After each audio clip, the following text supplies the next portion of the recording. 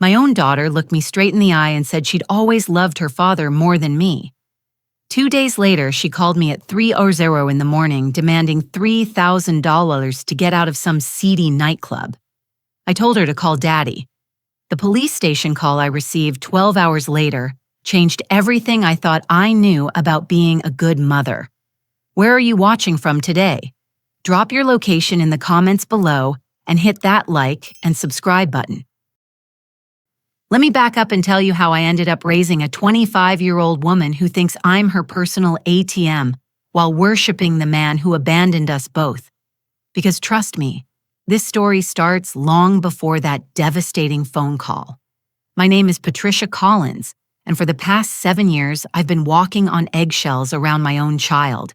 It started when her father, Derek, decided our marriage was suffocating his dreams and moved out to find himself with his 23-year-old secretary. Cliché, absolutely. Predictable, you bet. Devastating. More than I care to admit. But here's the thing about divorce. When you have kids, suddenly you're competing for your child's affection with someone who has zero responsibilities and unlimited guilt money. Derek rented a flashy downtown loft with floor-to-ceiling windows and a view of the river. I kept our modest 3-bedroom house with the mortgage, the memories, and the daily responsibility of actually raising our daughter Emma, while I was enforcing curfews, checking homework, and saying no to expensive requests. Daddy Dearest was taking Emma to fancy restaurants, buying her designer clothes, and letting her stay out all night because she's practically an adult. The custody arrangement was supposedly 50-50, but Emma quickly figured out which parent was more fun. Friday afternoons became a routine of watching her pack a weekend bag with genuine excitement, chattering about whatever adventure Derek had planned. Sunday evenings were the reverse. Sullen returns, complaints about my boring house, and constant comparisons to Daddy's exciting life.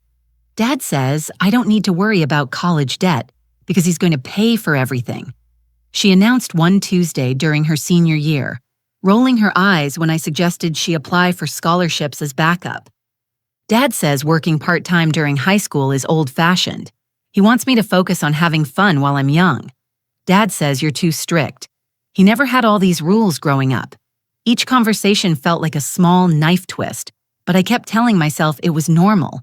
Divorce was hard on kids. She'd understand when she was older. I just had to be patient and keep being the responsible parent, even if it made me the villain.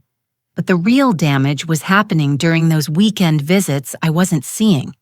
Derek had turned charm into an art form during our marriage, and now he was using those same skills on Emma. He'd listened to her complaints about my rules with exaggerated sympathy, nodding along as she painted me as an unreasonable tyrant. He'd slip her extra cash because Mom's being cheap again and take her shopping for things I'd specifically said we couldn't afford. Most insidiously, he'd shared just enough of his dating adventures to make Emma feel like his confidant rather than his child. She knew about his girlfriends, his plans to buy a sports car, his dreams of traveling Europe. He treated her like a friend, not a daughter, and she ate it up. Meanwhile, I was still playing the mother role, making sure she did her homework, got to doctor's appointments, learned responsibility, all the unglamorous stuff that nobody thanks you for, but everyone notices if you don't do it. By Emma's college graduation, the battle lines were clearly drawn.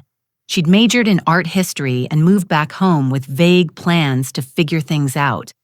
Derek supported her creative journey and told her not to rush into anything boring like a career. I gently suggested maybe getting a job while she figured things out, which made me the enemy of dreams everywhere. That's when the real manipulation started. Mom's pressuring me to get some minimum wage job, Emma would tell Derek during their weekly coffee dates. She doesn't understand that I need time to find my passion. Your mom always was practical to a fault, Derek would reply with his trademark concerned frown. Don't let her kill your artistic spirit, sweetheart. I'll help support you while you explore your options. What Emma didn't know was that Derek's support consisted mainly of encouraging words and the occasional fancy dinner. The actual financial support, rent, food insurance, phone bills that was still coming from me. But somehow, in Emma's mind, Daddy was the generous one, enabling her dreams, while Mommy was the cold-hearted realist trying to crush them. The dynamic reached its peak last month when Emma announced she was planning to move to New York to pursue opportunities in the art world. When I asked about practical details like housing and income, she accused me of being unsupportive. When Derek nodded along to her plans without offering any actual assistance, he was being encouraging, but I should have seen the breaking point coming. It arrived on a Tuesday evening when I made the mistake of asking Emma to contribute $50 toward groceries, since she'd eaten through a week's worth of food in 3 days. $50, she laughed, not looking up from her phone. For what? For the food you eat, the electricity you use. Maybe just a token contribution to the household you're living in. Rentrée. She finally looked at me then, and I saw Derek's expression on her face. That mixture of condescension and amusement that used to make my blood pressure spike during our marriage. Mom, I don't have $50. I'm an artist. This is my creative period. Emma, you're 25 years old. You've been in your creative period for 3 years. That's when she exploded. You know what your problem is, Mom? You've always been jealous that I have a better relationship with Dad than with you. He actually supports my dreams instead of constantly criticizing everything I do. The words hit like a physical blow, but I tried to keep my voice level. Sweetheart, I'm not criticizing your dreams. I'm asking you to help with basic living expenses while you're pursuing them. Dad said you'd react like this. He said, "You've always resented that I prefer spending time with him." And there it was. The poison Derek had been dripping in her ear for 7 years, finally out in the open. What Emma didn't know was that her precious father had been playing both sides of this game for years. While he was positioning himself as her supportive champion, he'd been systematically undermining every parenting decision I made. The pattern was always the same. I'd establish a boundary or consequence Emma would complain to Derek, and he'd swoop in as the understanding parent who really got her, but he never actually contradicted me directly. That would require taking real responsibility. Instead, he'd use phrases like, "Well, I understand your mom's perspective, or maybe your mom's just stressed about money again."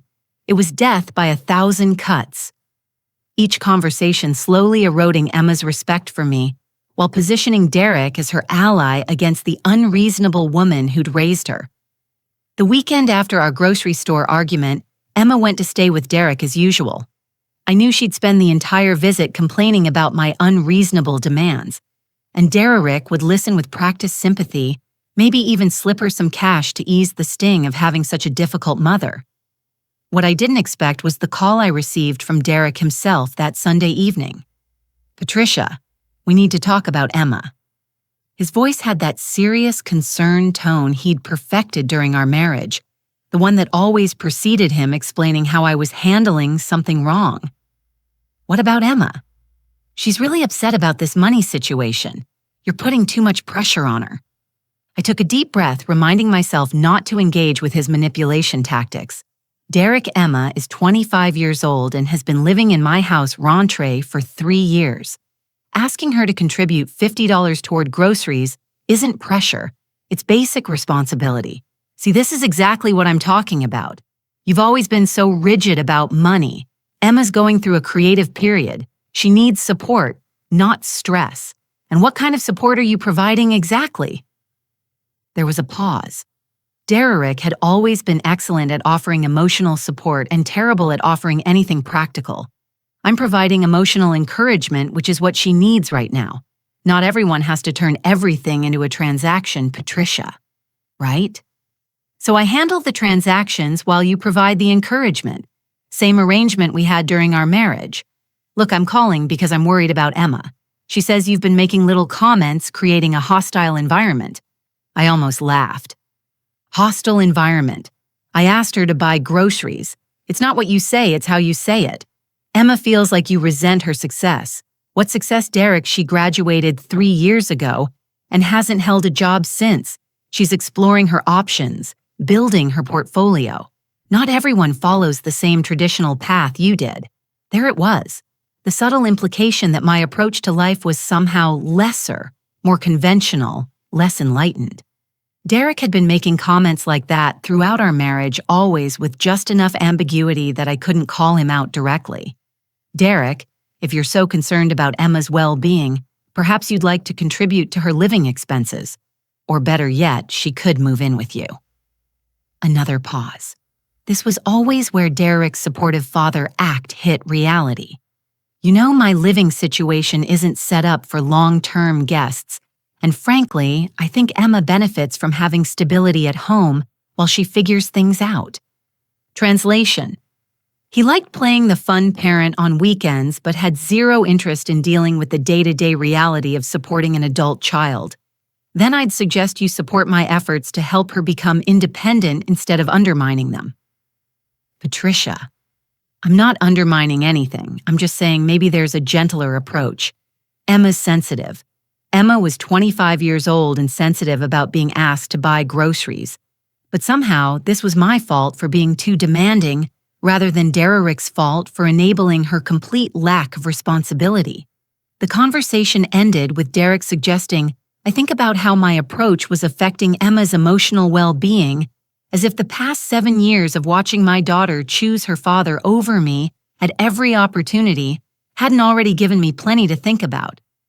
That week, Emma barely spoke to me, except to make pointed comments about how some people didn't understand that creativity couldn't be rushed. She started spending even more time at Derek's place, often not coming home until late at night, sometimes not at all.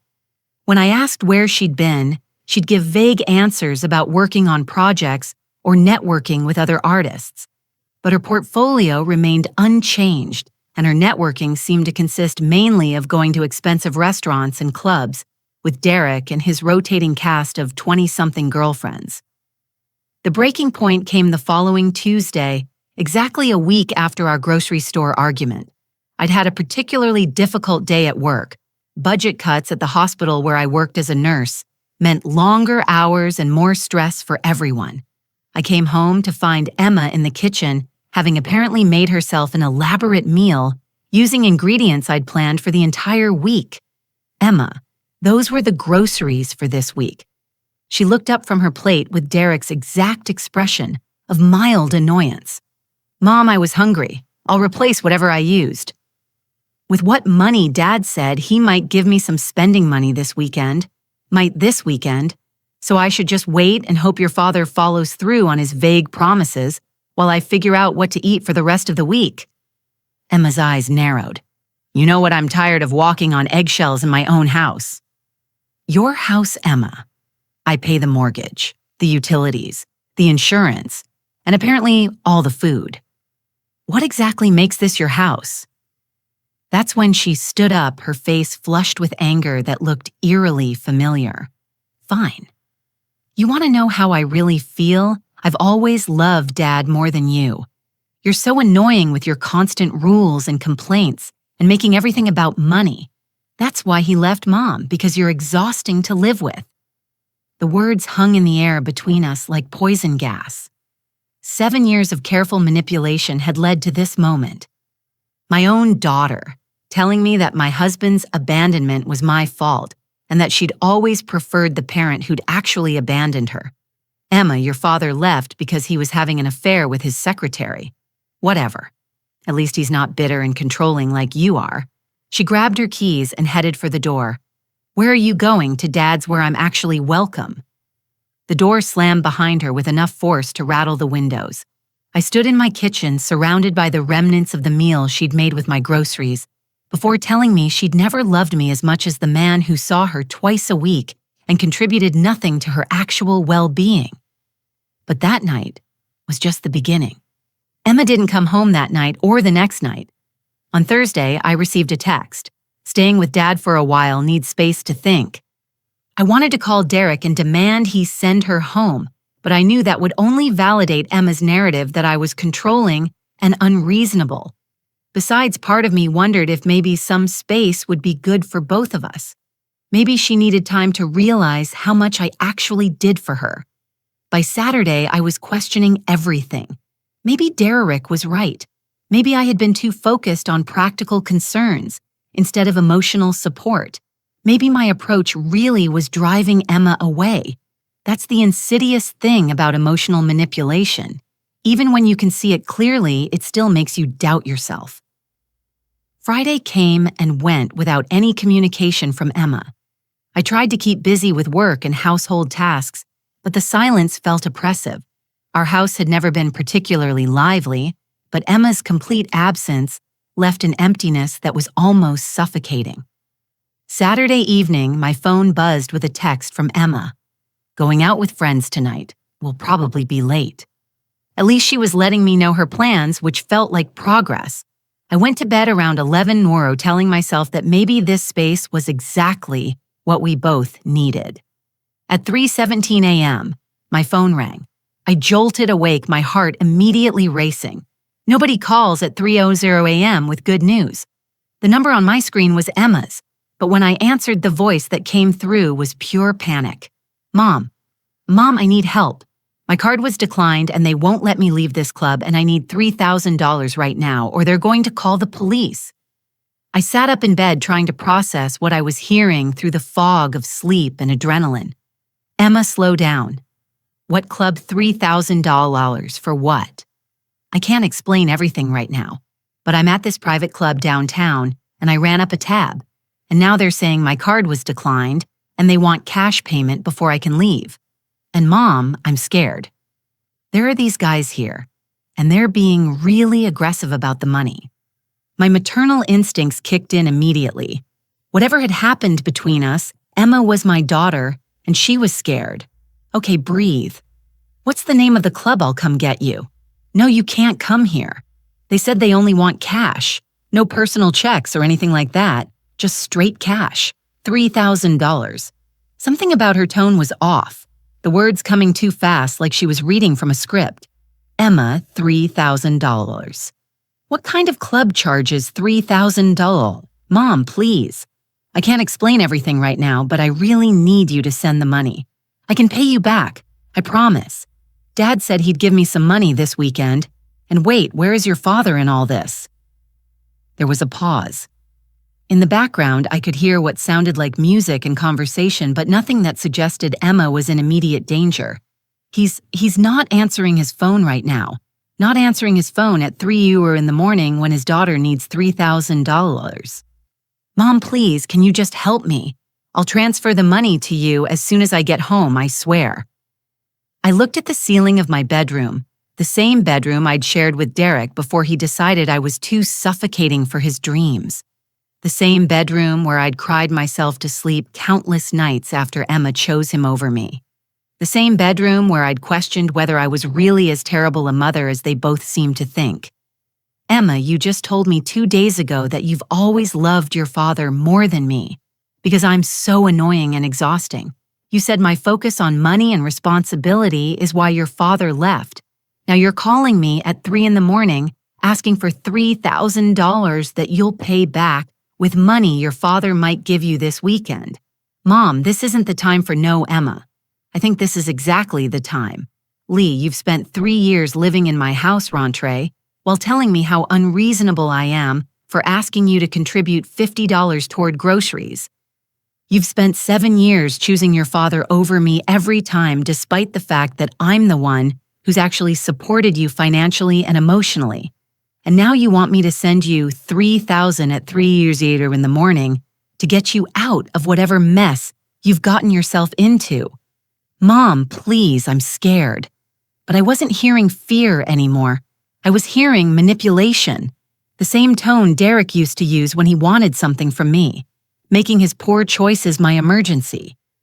"Emma, here's what you're going to do. You're going to call your father, the one you love more than me, and ask him for $3,000. Since he's been telling you for 7 years that he's so supportive and I'm so unreasonable, this seems like the perfect opportunity for him to prove it. Mom, he's not answering. Then keep calling. Text him. Show up at his apartment. Figure it out. You're 25 years old and you've made it clear that you don't need my help or my guidance. So don't ask for my money. I can't believe you're doing this to me." For a moment, I almost caved, almost apologized and asked for the address so I could rush downtown with my credit card and fix whatever mess she'd gotten into. Because that's what I'd been doing for 25 years, fixing things, cleaning up messes being the responsible parent, while Derek got to be the fun one. But then I remembered her face when she told me she'd always loved him more. I remembered 7 years of being undermined and dismissed and treated like an ATM with an attitude problem. Emma, I love you, but I'm not sending you $3,000 at 3 hours in the morning to solve a problem that your beloved father should be handling. Call Daddy. Ask him for help. Let him prove how supportive he really is. I hung up the phone. My hands were shaking. But for the first time in years, it wasn't from fear or hurt. It was from the adrenaline of finally saying no to the manipulation that had been controlling my life since Derek left. I turned off my phone and went back to sleep, but I should have known that wouldn't be the end of it. I woke up Saturday morning feeling something I hadn't experienced in years: peace. For the first time since Emma had moved back home, my house was quiet. Not because she was sulking, but because I'd finally stopped enabling her emotional manipulation. I made coffee in my favorite mug, sat on my back porch, and watched the sunrise.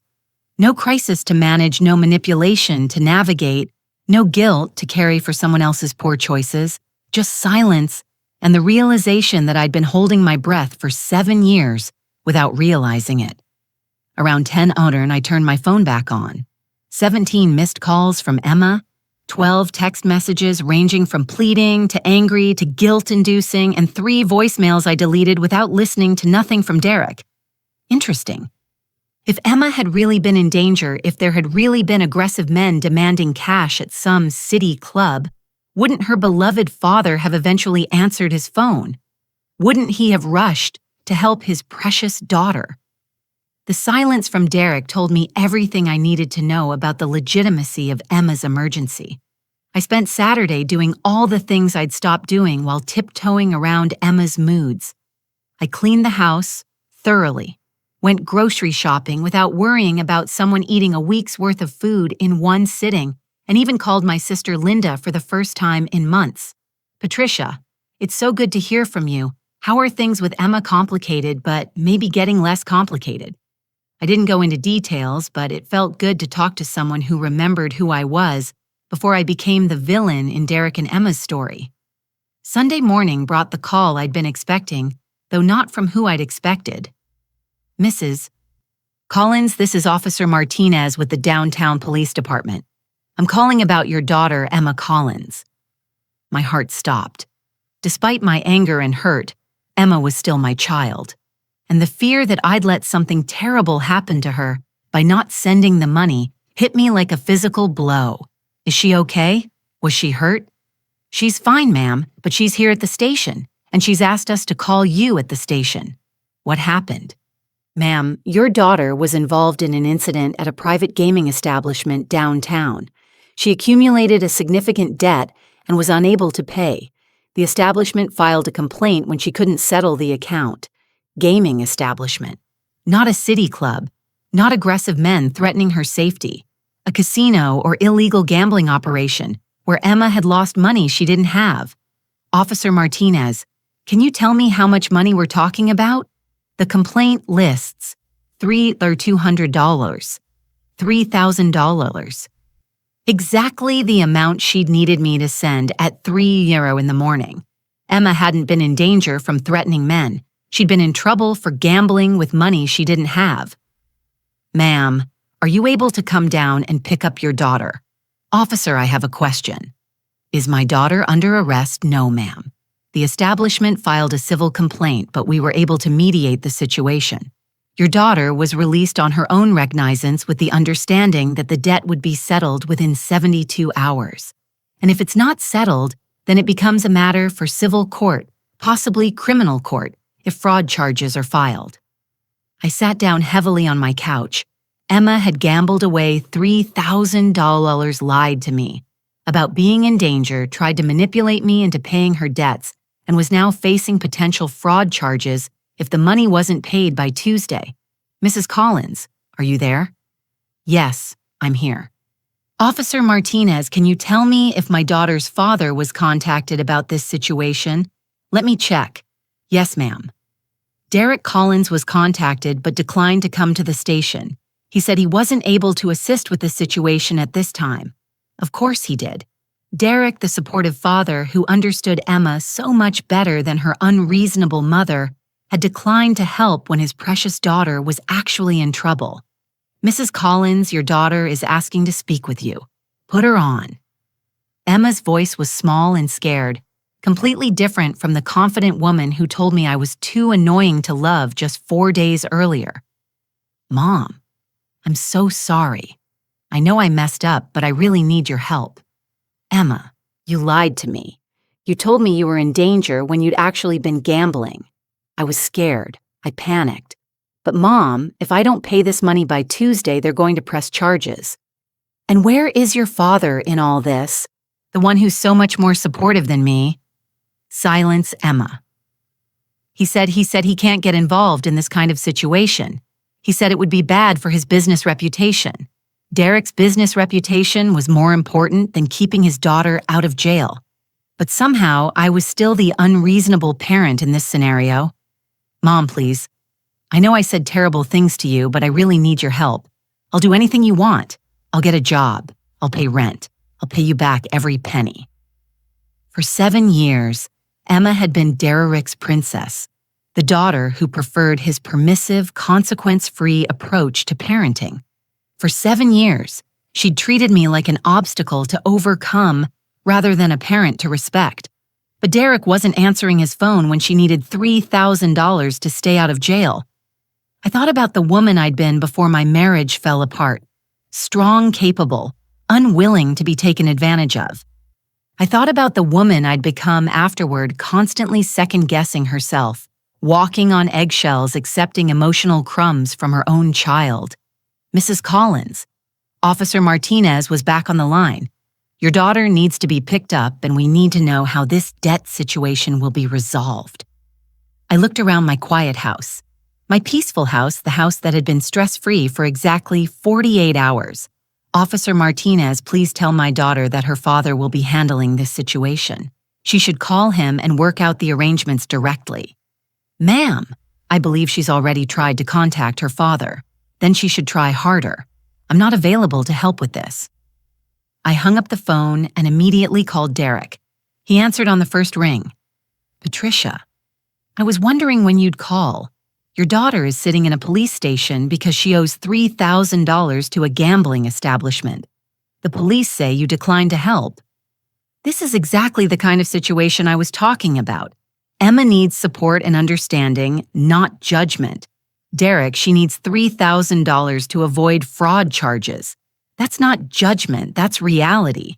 "Look, Patricia, I can't just drop everything and rush downtown with a checkbook every time Emma makes a mistake. I have responsibilities, but I can." Silence.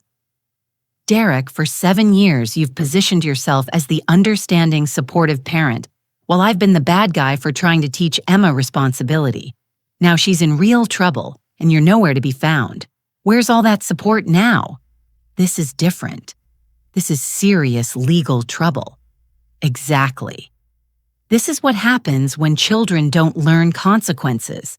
This is what happens when one parent enables and the other parent gets blamed for being realistic. My phone beeped with another call. "Emma, I have to go. Derek, your daughter, is calling me again, probably because her beloved father won't help her." I switched to Emma's call. "Mom, Dad said he can't help me because of his business reputation. Mom, I'm really scared. If I get arrested, I'll have a criminal record. I'll never get a real job." And there it was. The consequences Emma had never had to face before were finally catching up with her, and Derek was nowhere to be found. But then Emma said something that made my blood run cold. "Mom, there's something else I need to tell you about what really happened last night. Mom, the gambling thing, that's not the whole story." I felt my stomach drop. "What do you mean, Emma?" I wasn't alone at the casino. I was with Jason. Jason was Derek's latest girlfriend's 26-year-old son, a trust fund kid with a cocaine habit and a taste for expensive trouble. Emma had mentioned him a few times over the past month, always with the kind of breathless excitement that meant she had a crush. "Emma, what does Jason have to do with this?" He's the one who brought me to the casino. He said he knew people there that he could get us into the VIP room. He said he'd teach me how to play poker properly. My nurse instincts kicked in. I could hear the shame in her voice, the careful way she was choosing her words. There was more to this story. Emma, exactly what happened last night. We were playing poker and drinking, and Jason kept saying I was getting better at reading people. He was encouraging me to bet bigger amounts, and I was winning at first. Mom, I was actually winning a lot. But then you started losing. It happened so fast. One hand, I was up almost $2,000, and the next hand, I lost everything plus the $3,000 I didn't have. This was sounding less like bad luck and more like a setup. Emma, where was Jason when you needed the $3,000 silence? Emma, he left. He left while you were stuck there, unable to pay your debt. He said he couldn't get involved because his trust fund has restrictions about gambling debts. He said if his family found out he was at an illegal casino, they'd cut him off. So Derek's girlfriend's son had taken Emma to an illegal casino, encouraged her to bet money she didn't have, then abandoned her when the situation went bad. And Derek, who'd been telling me for years that I didn't understand Emma's needs, had refused to help his daughter when she was facing fraud charges. Mom, I think Jason set me up. I think the whole thing was planned. He kept insisting we go to this specific casino, and he knew exactly which games to play and which dealers to approach. And when I started losing, it was like he'd expected it. My daughter, who'd spent 7 years telling me I was too controlling and suspicious, was finally understanding what real manipulation looked like. Emma, did you tell the police about Jason's involvement? I couldn't. If I told them Jason brought me there, he said his family would sue me for defamation. He said they have expensive lawyers and I'd be destroyed financially. So Jason gets to walk away clean while you face potential criminal charges. Mom, I know I've been awful to you. I know I said terrible things, and I chose Dad over you, and I've been ungrateful for everything you've done. But right now, I really need my mother. 7 years of emotional manipulation. 7 years of being treated like a secondest parent. 7 years of watching Derek undermine every boundary I tried to set while positioning himself as the understanding father. And now when Emma was in real trouble, Derek had vanished, and his girlfriend's son had used my daughter as a pawn in some kind of casino scam. Emma, I need to ask you something, and I need you to be completely honest with me. Okay, how long has your father known about your relationship with Jason? Another pause. This one longer. Emma, he introduced us about 2 months ago. He said Jason was a good guy from a good family and that I should get to know him better. The pieces clicked into place with sickening clarity. Derek had introduced Emma to a gambling addict trust fund kid, knowing full well what kind of influence Jason would be. He'd encouraged their relationship, probably enjoying the idea that Emma was dating someone from a wealthy family. And when their relationship led Emma into serious trouble, Derek had disappeared faster than a magic trick. Mom, I know you probably think I deserve this. I know I've been terrible to you. I closed my eyes thinking about the woman I'd been before Derek's manipulation campaign began. Before I started second-guessing every parenting decision, before I became afraid of my own daughter's disapproval. Emma, I don't think you deserve to have criminal charges hanging over your head. But I also don't think I should have to clean up the messes created by your father's judgment about appropriate people for you to date. So you won't help me. I thought about Derek probably having brunch with his current girlfriend while his daughter sat in a police station. I thought about Jason safe in his trust fund bubble while Emma faced fraud charges. I thought about 7 years of being painted as the unreasonable parent while Derek collected all the credit for being supportive. Emma, I'll help you, but there are going to be conditions. Anything, Mom. I'll do anything. First, you're going to tell me everything about your relationship with Jason and exactly how last night happened.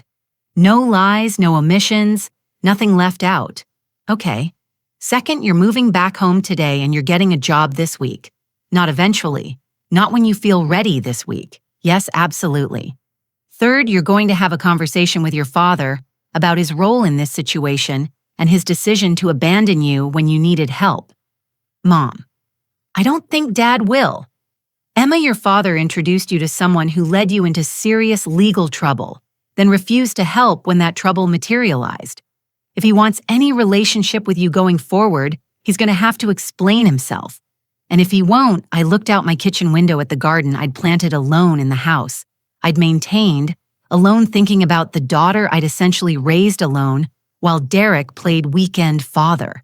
Then you'll finally understand the difference between a parent who enables and a parent who actually protects you. I could hear Emma crying on the other end of the line. Mom, I'm so sorry. I'm sorry for everything I said and everything I did, and for choosing Dad over you when you were the one taking care of me the whole time. Emma, we'll talk about all of that when you get home. Right now, I need to figure out how to get you out of this mess without destroying my retirement savings. What do you mean I hadn't told Emma about the second mortgage I'd taken on the house to pay for her college expenses, the ones Derek had promised to cover but never actually contributed to? I hadn't told her about the credit card debt I'd accumulated covering her living expenses while she found herself. I hadn't told her that $3,000 represented a significant chunk of my emergency fund. Never mind. I'll pick you up in an hour.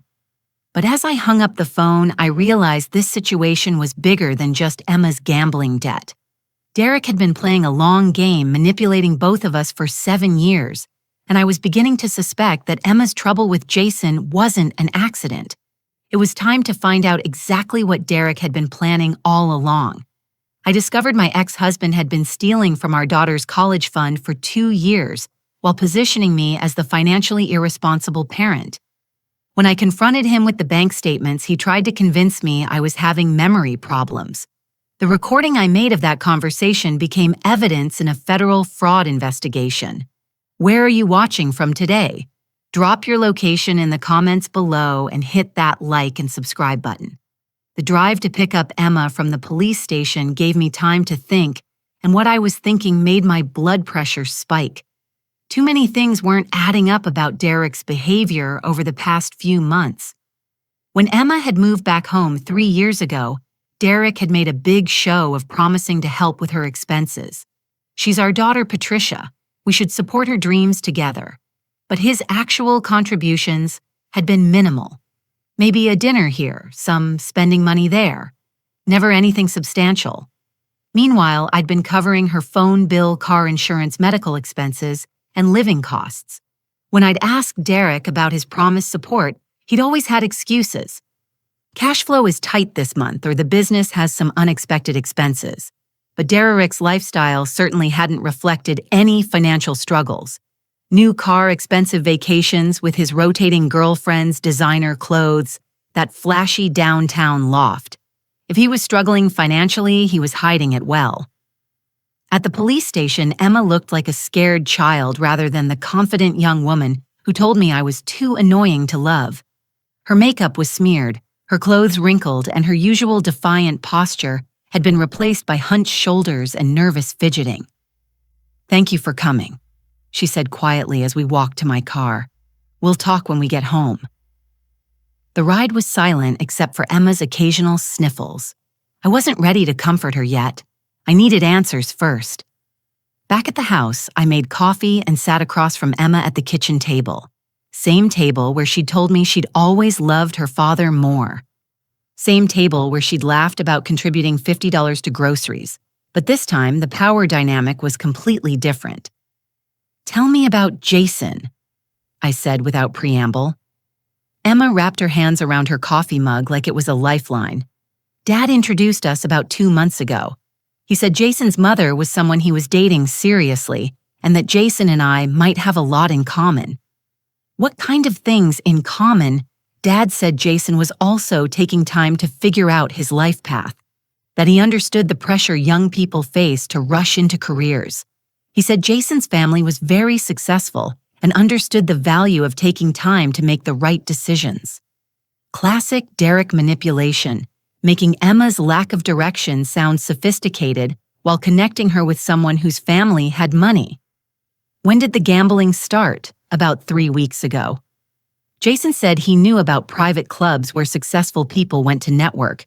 He said it wasn't really about the gambling. It was about meeting the right people and learning how business really works. And you believe that Emma's face flushed. Emma's mom. I know how it sounds now, but Jason seemed so confident, so connected. He talked about these amazing business opportunities and how his family had made their fortune through strategic risk-taking. Emma, his family, made their fortune through inheritance and real estate development. Jason has never held a job in his life. How do you know that I'd spent the morning doing research while Emma was at the police station? Amazing what you can learn about people when you actually look instead of just trusting someone else's characterization. Because unlike your father, I believe in investigating before trusting. Tell me about last night specifically. Emma took a shaky breath. Jason picked me up around 8. He said we were going to meet some of his business contacts at an exclusive club. When we got there, it was this upscale place, but clearly focused on gambling. Jason seemed to know everyone. How much money did you start with? Jason gave me $500. He said it was a loan to get me started that I'd pay him back from my winnings. A loan from a trust fund kid to a woman with no income. Another red flag that Emma had missed. And you started winning immediately. Yes, it was incredible. Within an hour, I was up almost $2,000. Jason kept saying I was a natural, that I had great instincts for reading people. Emma, you've never played poker before in your life. I know. That's what made it so exciting. Jason said, sometimes beginners have better luck because they're not overthinking things. I had to admire the setup. Get Emma winning immediately. Build her confidence. Make her think she had natural talent. Then encourage bigger and bigger bets until the inevitable crash. When did things change? Around midnight, Jason suggested we move to a higher stakes table. He said the people there were the real business contacts he wanted me to meet. He said if I could hold my own at that table, doors would open for me. And that's when you lost everything. It happened so fast, Mom. One bad hand and everything was gone, plus money I didn't have. And Jason just vanished. He said he was going to the bathroom and never came back. I leaned back in my chair, processing the calculated nature of what had happened to my daughter. This wasn't just bad luck or poor judgment. This was a sophisticated con game. Emma, I need to ask you something, and I need you to think carefully before you answer. Okay. How much does your father know about your finances, your bank account, your credit cards, your lack of income? Emma looked confused by the question. Everything, I guess. We talk about money sometimes. He knows I don't have a job and that you've been supporting me. He knows I don't have any significant savings. Has he ever asked you specific questions about my finances? How much I make? How much I have saved? Whether I own the house outright? Well, yes, sometimes. He said he was concerned about whether you could afford to support me long term. He said maybe I should find out more about your financial situation so we could plan better. My stomach dropped. Derek hadn't just been manipulating Emma's relationship with me. He'd been gathering financial intelligence through her. Emma, have you ever given your father specific information about my bank accounts, my credit cards, or my financial documents? Mom, why are you asking these questions? Just answer me. Sometimes he'd ask if you seemed stressed about money, or if you'd mentioned anything about financial problems. And once she trailed off, once what? Once he asked me to take a picture of a document on your desk. He said it looked like something important, and he wanted to make sure you weren't hiding financial problems that might affect me. What document? It was something from the bank, about the house. Dad said he was worried you might be in trouble with the mortgage and not telling me. I felt like the floor was tilting. Emma. When was this? Maybe 6 months ago. 6 months ago, I'd been reviewing documents related to the second mortgage I'd taken to pay for Emma's college expenses. Expenses Derek had promised to cover but never did. Emma had unknowingly photographed confidential financial documents and sent them to her father. Derek hadn't just been emotionally manipulating us for 7 years. He'd been conducting financial surveillance through our daughter. Mom, you're scaring me. What's wrong? I stood up and walked to my home office, Emma following. I pulled out my filing cabinet and started looking through my financial records.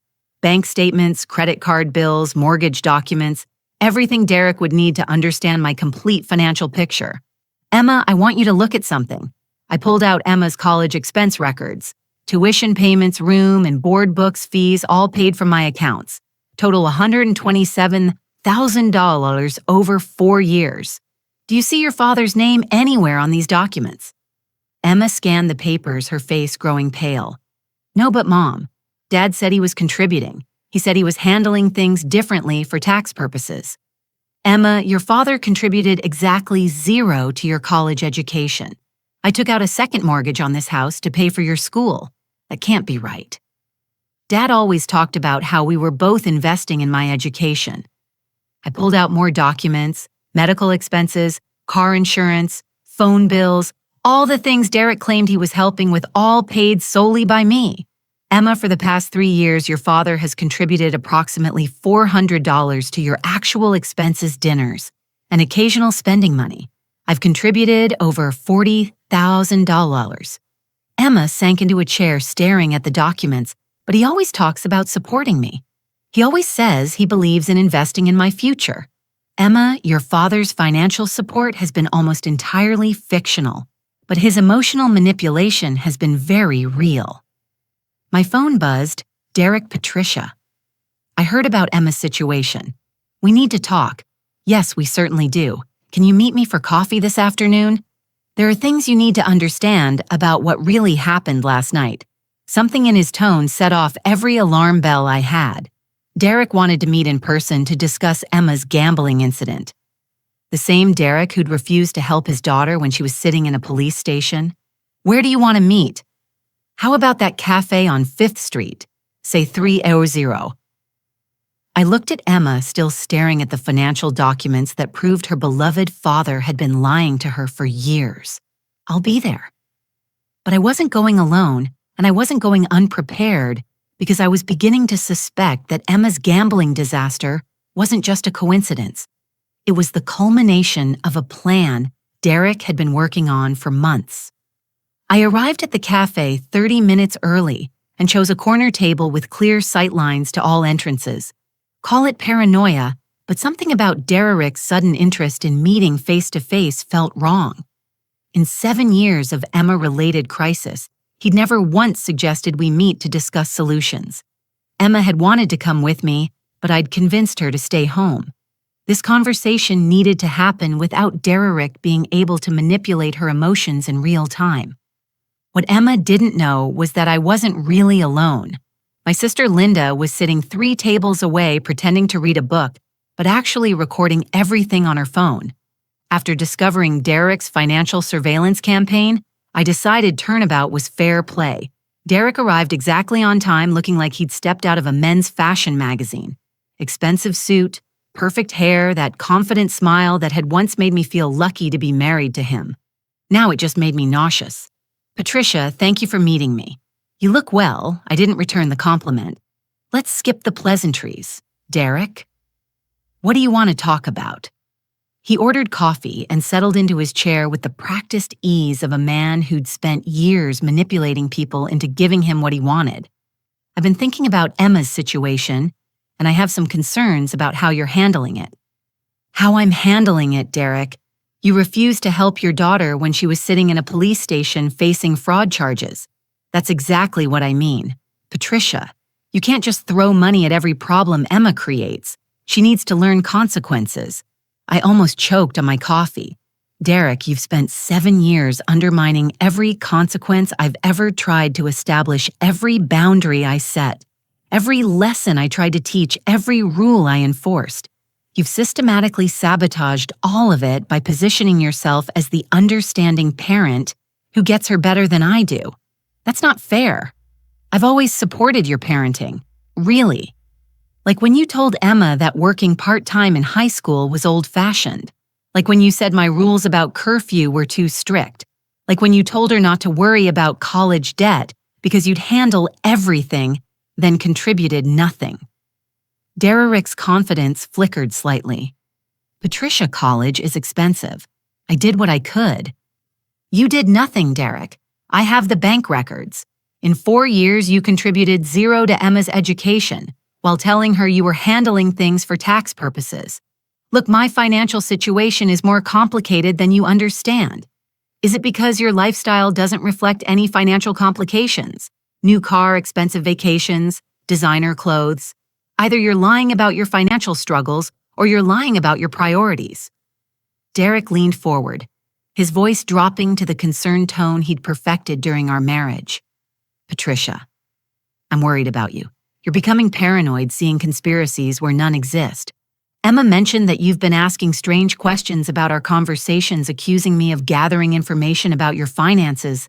There it was, the gaslighting technique he'd used throughout our marriage whenever I questioned his behavior. Make me doubt my own perceptions by suggesting I was being irrational. Derek Emma photographed my mortgage documents and sent them to you 6 months ago at your request. That's not paranoia. That's fact. His mask slipped completely for just a moment, and I saw something cold and calculating in his expression before he recovered. Patricia, Emma misunderstood what I was asking for. I was concerned about your financial stability because I wanted to make sure you could continue supporting her. Concerned enough to have her secretly photograph confidential financial documents, but not concerned enough to contribute to her support yourself. This is exactly what I'm talking about. You're twisting everything into some kind of conspiracy theory. I pulled out my phone and opened the voice recording app, making sure Derek could see what I was doing. Derek, let's talk about Jason. What about him? You introduced Emma to a gambling addict trust fund kid who led her to an illegal casino and abandoned her when she got in trouble. Either you have terrible judgment about appropriate people for our daughter to date, or this was intentional. That's ridiculous. Jason comes from a good family. Jason comes from a family with money, which isn't the same thing. And you knew about his gambling problems when you introduced them. Derek's jaw tightened. How could I have known that? Because Jason's mother is Sandra Martinez, the real estate agent you've been dating for 6 months. And 3 months ago, Sandra asked you for advice about Jason's gambling debts because she knew you work in finance. She told Emma all about it yesterday when Emma called her looking for Jason. This was a lie, but Derek didn't know that. I wanted to see how he'd react to being caught in his web of deception. His face went completely white. Patricia, I think you're having some kind of breakdown. These accusations are becoming delusional. Derek, yesterday you refused to help your daughter when she was in police custody. Today you're sitting here trying to convince me I'm delusional for asking why you introduced her to someone you knew would get her in trouble. What exactly is your endgame here? My endgame, Patricia. My endgame is helping Emma become an independent adult instead of enabling her dependence on you. By having her accumulate $3,000 in gambling debt, Emma made her own choices. She's 25 years old. Emma made choices based on information you provided and introductions you made. You set this situation in motion. Derek stood up abruptly. Patricia, I came here hoping we could work together to help Emma, but you're clearly not in a mental state to have a rational conversation. Sit down, Derek. Something in my voice made him hesitate. Sit down, or I'm going to start asking very loud questions about why you introduced your daughter to a gambling addict, then refused to help when that relationship led to her facing fraud charges. He sat down, but his whole demeanor had changed. The charming mask was completely gone, replaced by something much uglier. What do you want, Patricia? I want the truth about what you've been planning. I want to know why you've spent 7 years turning our daughter against me while gathering information about my finances through her. I want to know why you introduced her to Jason. And I want to know what you thought was going to happen when she got in trouble. Derek was silent for a long moment, clearly calculating his next move. Finally, he spoke, and his voice was completely different. Cold, calculating, stripped of all pretense. Patricia, you've been living beyond your means for years, taking out a second mortgage to pay for Emma's college, accumulating credit card debt to support her lifestyle, depleting your retirement savings to maintain a standard of living you can't afford. Emma's gambling debt is just the latest in a series of financial crises that are going to destroy you. And you know this how? Because I've been watching. Because Emma tells me everything about your financial stress, your late-night worry sessions, your conversations about money. You're drowning Patricia, and you're too proud to admit it. So your solution was to make things worse by introducing Emma to a gambling addict. Derek smiled, and it was the most chilling expression I'd ever seen on his face. My solution was to help you see that you can't afford to support Emma anymore, that she needs to become someone else's responsibility. Someone else's responsibility. Derek, she's your daughter. She's a 25-year-old adult who needs to learn that her mother can't solve all her problems with money she doesn't have. I stared at him, finally understanding the scope of what he'd been doing. Derek, you've been systematically destroying Emma's relationship with me while gathering intelligence about my finances. You introduced her to Jason knowing he'd get her in trouble, then refused to help when that trouble materialized. You wanted me to exhaust my savings paying her gambling debt. I wanted you to realize you can't afford to keep enabling her.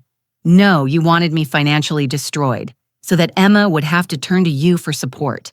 Except you have no intention of actually supporting her, do you? Derek's silence was answer enough. My phone buzzed with a text from Linda. Got it all. Sending copies to cloud storage now. I stood up feeling lighter than I had in years. Derek, you've just confessed to financial manipulation and elder abuse while being recorded. I think our conversation is finished. His face went dead as the implications hit him. Patricia, you can't. Actually, I can. And I am. I walked out of the cafe, leaving Derek to contemplate the wreckage of his carefully planned manipulation campaign. But I wasn't done yet because Emma deserved to hear exactly what her beloved father had really been planning for both of us. When I got home, Emma was sitting at the kitchen table, surrounded by financial documents, her face streaked with tears. She looked up when I walked in, and I saw something I hadn't seen in 7 years. My daughter actually seeing me as her mother instead of her enemy. Mom, I've been going through everything.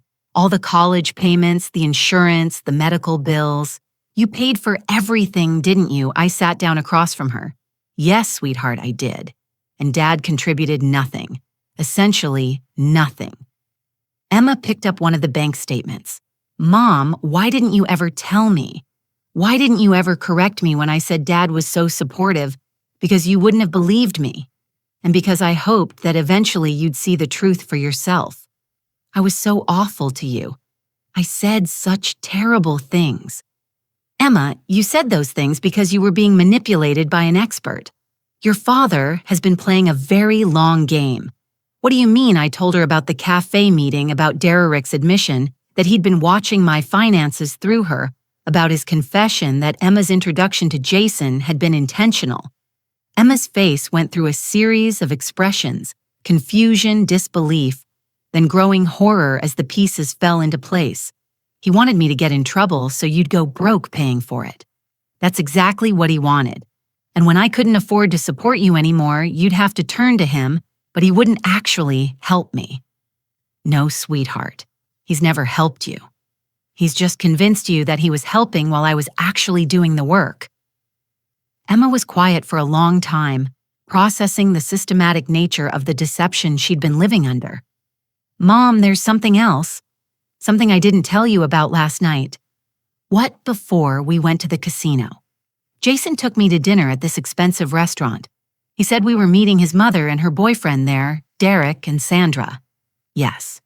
And during dinner, Derek kept asking me questions about your health, whether you seemed forgetful lately, whether you'd been making any unusual financial decisions. My blood ran cold. What kind of questions about my health? Whether you'd been repeating yourself. Whether you seemed confused about dates or appointments, whether you'd been acting differently since Grandma died. My mother had died 6 months ago, the same time frame when Derek had started asking Emma to photograph my financial documents. Emma, what did you tell him? I said you seemed fine. Maybe a little stressed about money, but nothing unusual. But Mom, why would he be asking those questions? I had a terrible suspicion about where Derek's plan had been heading, but I needed to confirm it. Emma, I want you to think carefully. Has your father ever mentioned anything about elder care, or what happens when older people can't manage their finances anymore? Actually, yes. About a month ago, he was telling me about Sandra's father who has dementia. He said, sometimes families have to step in and take control of an elderly person's finances if they're no longer capable of making good decisions. Did he say anything specific about how that process works? He said it involves going to court and having the person declared incompetent. He said it's a legal process designed to protect vulnerable elderly people from making financial mistakes that could destroy their security. The full scope of Derek's plan hit me like a physical blow. He hadn't just been planning to bankrupt me through Emma's financial crisis. He'd been building a case to have me declared mentally incompetent so he could take control of my finances entirely. Mom, you look like you're going to be sick. Emma, your father wasn't just trying to destroy my finances. He was building a case to have me declared mentally incompetent so he could gain legal control over my assets. That's insane. Why would he want to do that? I thought about our divorce settlement, about the alimony payments that had stopped 2 years ago, about the retirement accounts and life insurance policies that still listed Derek as beneficiary because I'd never gotten around to changing them. Emma, if something happened to me or if I was declared incompetent, your father would benefit significantly from my financial assets. Emma stared at me in horror. Mom, are you saying Dad was trying to steal from you? I'm saying your father has been running a very sophisticated long-term con game designed to either bankrupt me or gain legal control over my assets. Emma's gambling debt was just the latest move in a much bigger plan. Emma stood up abruptly and started pacing. This is unbelievable. He's my father. He's supposed to protect me, not use me as a weapon against my own mother. Emma, I need to ask you something else. Has your father ever asked you to sign any documents papers he said were for insurance purposes or emergency contacts or anything like that? Emma stopped pacing, her face going pale. Last month, he had me sign something he said was for his life insurance policy. He said he wanted to make sure I was listed as a contact person in case anything happened to him. Do you remember what the document looked like? What company it was from? It wasn't from an insurance company. It was from a law office.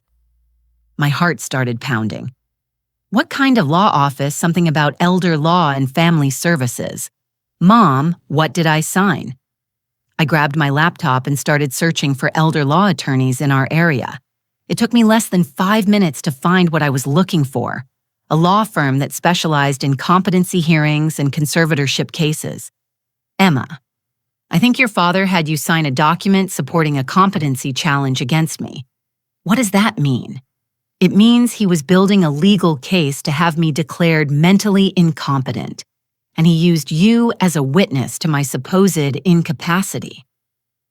Emma sank back into her chair, the full weight of her father's betrayal hitting her. He used me to spy on you, to gather information about your finances, and to build a legal case against you, all while convincing me that you were the problem in my life.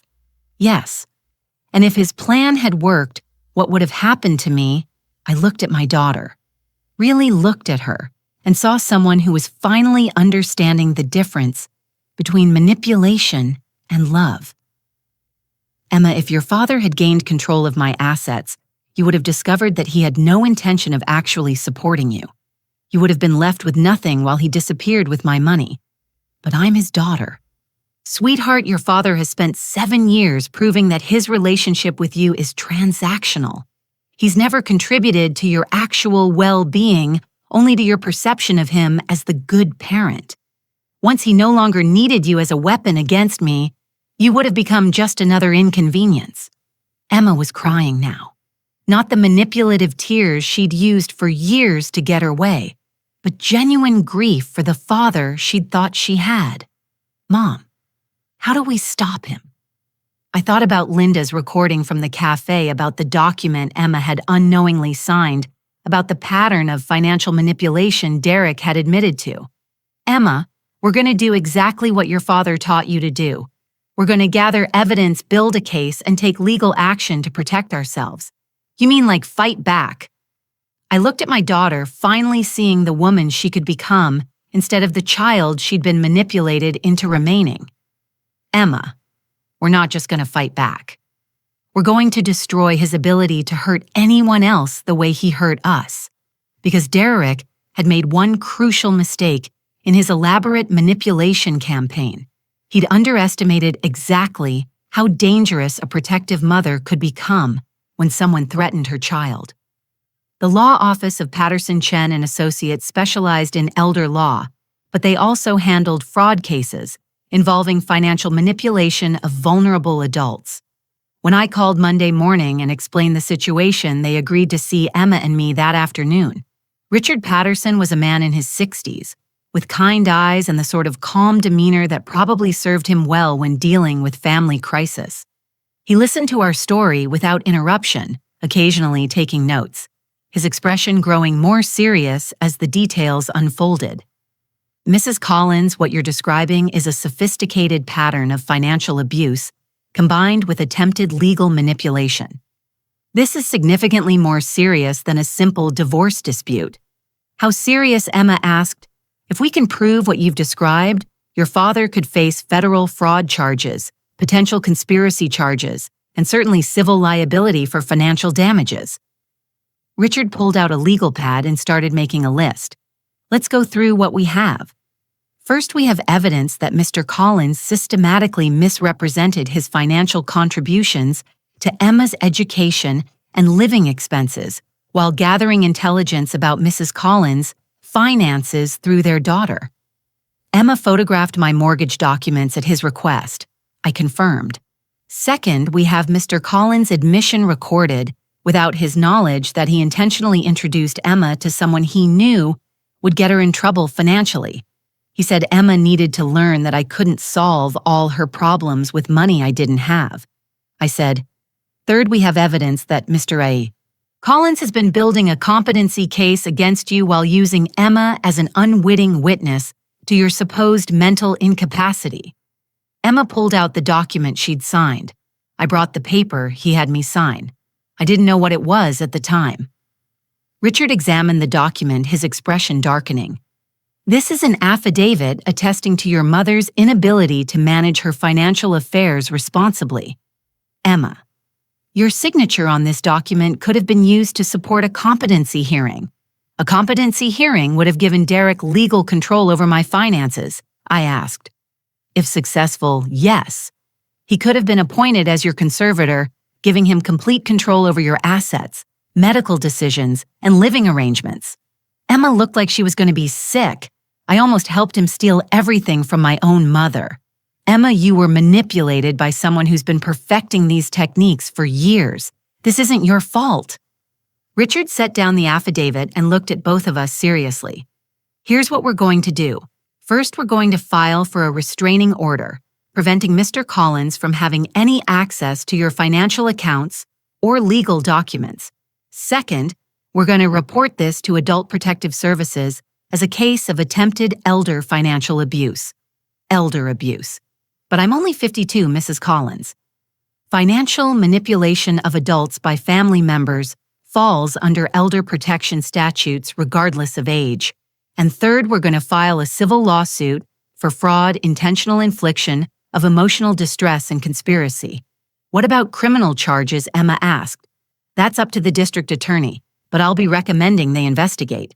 The use of an illegal gambling operation to manipulate a victim into debt could constitute federal fraud charges. As we left the law office, Emma was unusually quiet. Finally, she spoke. Mom, I keep thinking about all the times I chose Dad over you. All the times I believed his version of events instead of trusting you. How could I have been so blind? Emma, your father is a professional manipulator. He's been practicing these techniques for decades. You were a child when he started working on you, and children are programmed to trust their parents. But I'm 25 now. I should have seen through it. Sweetheart abuse victims often can't see the abuse while it's happening. That's how abuse works. It distorts your perception of reality so gradually that you don't notice until it's almost too late. We drove home in silence, both of us processing the magnitude of what Derek had attempted. That evening, as we were going through more financial documents to prepare for the legal proceedings, Emma's phone rang. "Derek, don't answer it." I said, "Actually, Mom, I think I should." Richard said, "We need more evidence of his manipulation techniques." Emma answered the phone and immediately put it on speaker. "Emma, sweetheart, how are you feeling today? I've been worried about you since yesterday." His voice was warm, concerned, the perfect portrayal of a caring father. If I hadn't heard him confess to financial manipulation 12 hours earlier, I might have been convinced.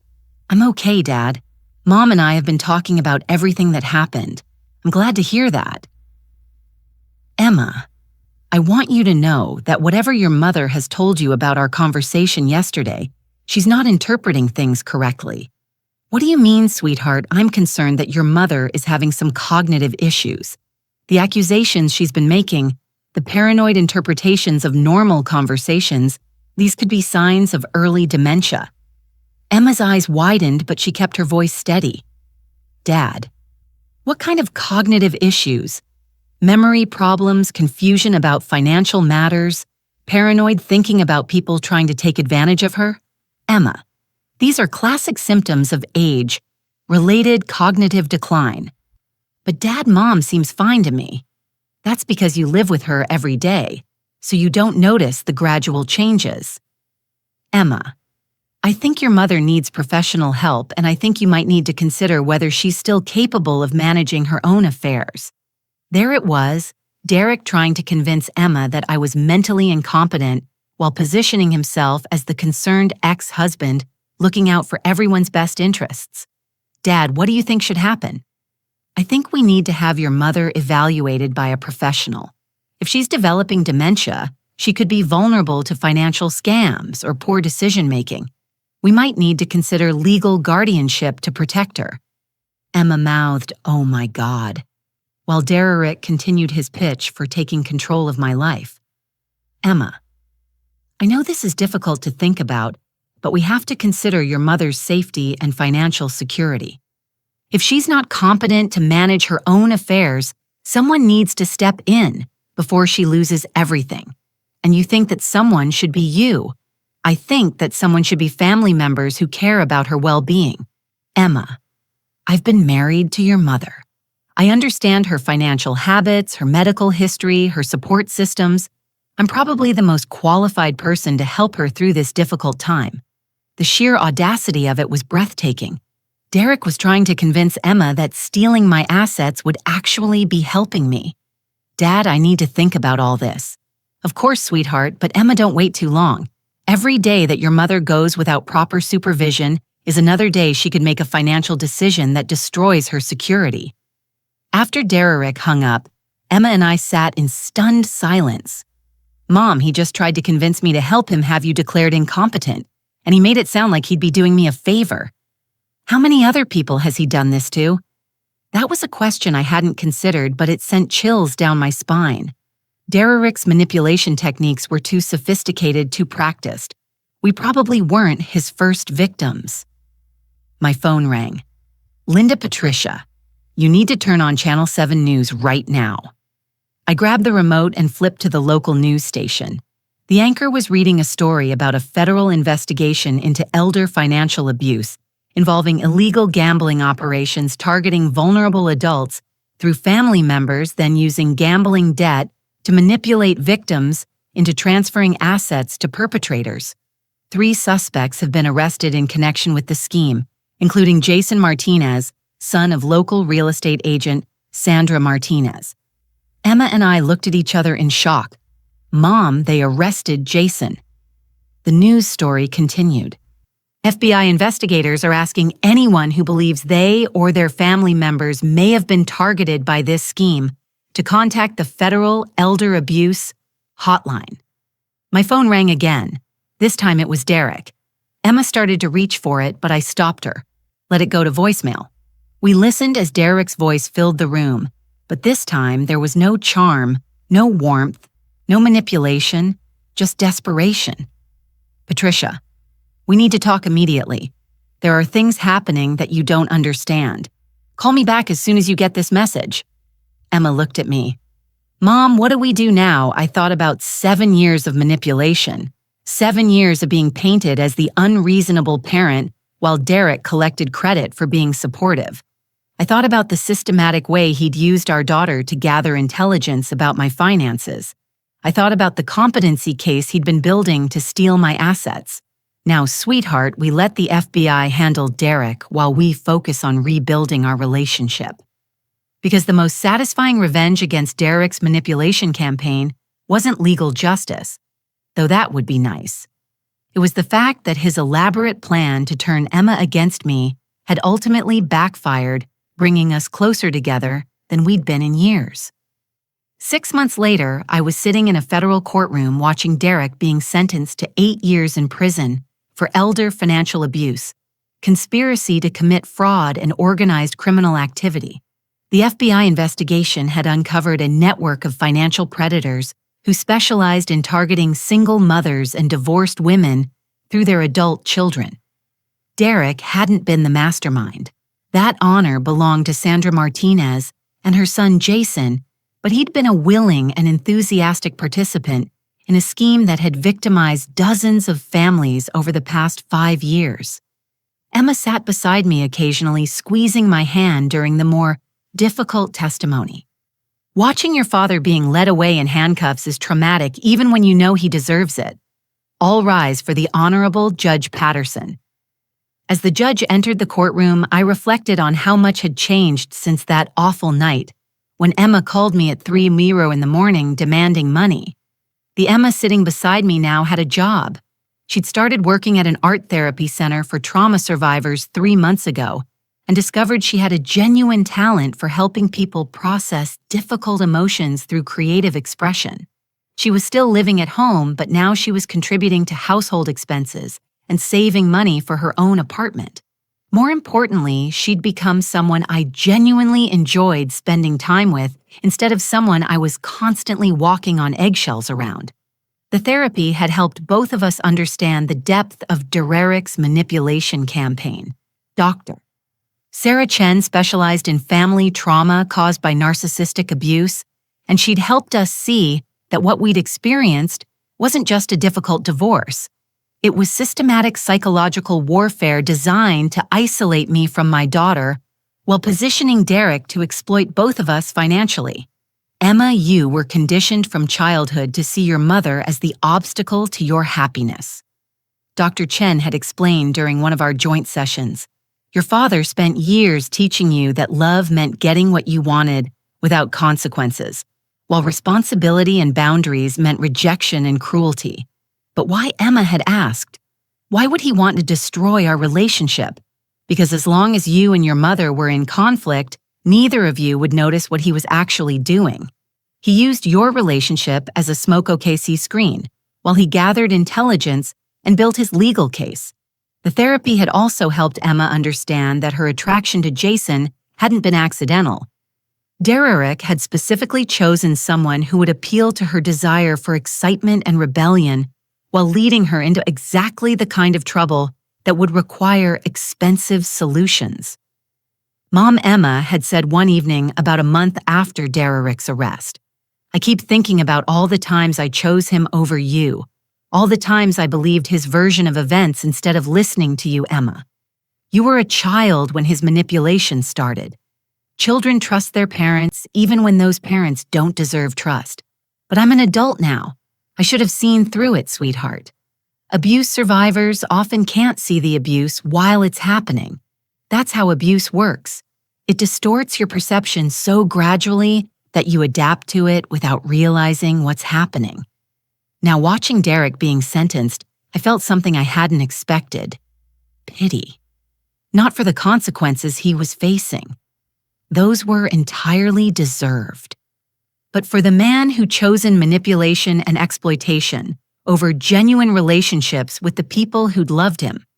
The defendant will serve 8 years in federal prison, followed by 3 years of supervised probation. Additionally, the court orders restitution in the amount of $847,000 to be distributed among the victims of this conspiracy. Derek's portion of the restitution wouldn't be substantial. Most of his assets had been seized during the investigation, but the symbolic value was important. His crimes had been officially recognized, and his victims had been validated. After the sentencing, Emma and I walked out of the courthouse together. "How do you feel?" I asked her. Sad, relieved, angry, grateful, all at the same time. I understood exactly what she meant. The past 6 months had been a process of rebuilding, not just our relationship, but our understanding of what healthy relationships looked like. Emma had needed to learn that love and support didn't mean getting everything she wanted without consequences. I had needed to learn that being a protective mother didn't mean enabling destructive behavior. "Mom, I want to say something." "What's that?" "Thank you for not giving up on me. Even when I was awful to you, even when I chose Dad over you every time, even when I said those terrible things about loving him more than you never stopped being my mother. Emma, you're my daughter. That doesn't change because you made some poor choices or because someone manipulated you into those choices. But you could have let me figure it out on my own. When I called you from the police station, you could have said, 'Call your father,' and left it at that." I stopped walking and turned to face her. "Emma, if I had done that, you might have ended up in jail while Derek disappeared with my assets. You might have been completely alone with no family support and a criminal record. I wasn't going to let that happen to you even if you didn't appreciate the help at the time. That's what I mean about you being a real mother. Dad talked about supporting me, but when I actually needed help, he vanished. You showed up." We stood outside the courthouse, both of us crying a little, both of us finally understanding the difference between manipulation and love. "Mom, I have something to tell you. What I've been thinking about going back to school. Art therapy. After working at the center, I realized I want to help other people who've been through trauma like we have. Emma, that's wonderful. What would you need to make that happen?" "Probably 2 years of graduate school. It would be expensive and I'd need to keep working part-time to help with living expenses." I thought about the restitution money that would eventually come from Derek's sentence, about the second mortgage I'd finally paid off, about the retirement savings I'd managed to rebuild over the past 6 months. "Emma, I think we can make that work. But this time, we're going to do it differently." "What do you mean?" "I mean, we're going to create a realistic budget. You're going to contribute what you can, and we're going to treat this as an investment in your future, rather than a gift with no strings attached." Emma smiled, the first genuine, uncomplicated smile I'd seen from her in years. "You mean like a partnership between adults instead of a parent-child transaction?" "Exactly like that." As we walked to our car, I realized that Derek's manipulation campaign had ultimately failed in the most fundamental way possible. He'd intended to destroy my relationship with Emma while positioning himself as the preferred parent. Instead, his schemes had been exposed. He was facing years in prison, and Emma and I were closer than we'd ever been. "Mom, do you think Dad will ever understand what he did wrong?" I thought about Derek's complete lack of remorse during the trial, his continued insistence that he'd been trying to help everyone, his inability to see his victims as anything more than obstacles to overcome. "No, sweetheart, I don't think he will." "But that's okay, because his understanding isn't necessary for our healing." "What do you mean?" "I mean, we don't need Derek to apologize or change or acknowledge his mistakes for us to move forward with our lives. We've learned to recognize manipulation. We've rebuilt trust between us, and we've created a relationship based on honesty instead of emotional blackmail." Emma was quiet for a moment as we got in the car. "Mom, I love you. Really love you. Not the manipulated version I convinced myself was love when I was choosing Dad over you. I love you too, Emma, and I'm proud of the woman you're becoming."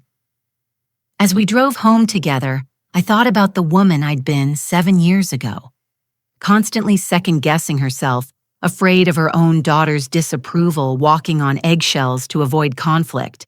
That woman had been replaced by someone stronger, someone who'd learned to trust her instincts and protect herself from manipulation, someone who discovered that real love sometimes means saying no to people you care about. Derek had spent 7 years trying to isolate me from my daughter and steal my assets. Instead, he'd taught both of us the difference between manipulation and love. And that, I thought, as Emma chatted about her graduate school plans, was the most satisfying revenge of all. Thanks for listening. Don't forget to subscribe and feel free to share your story in the comments. Your voice matters.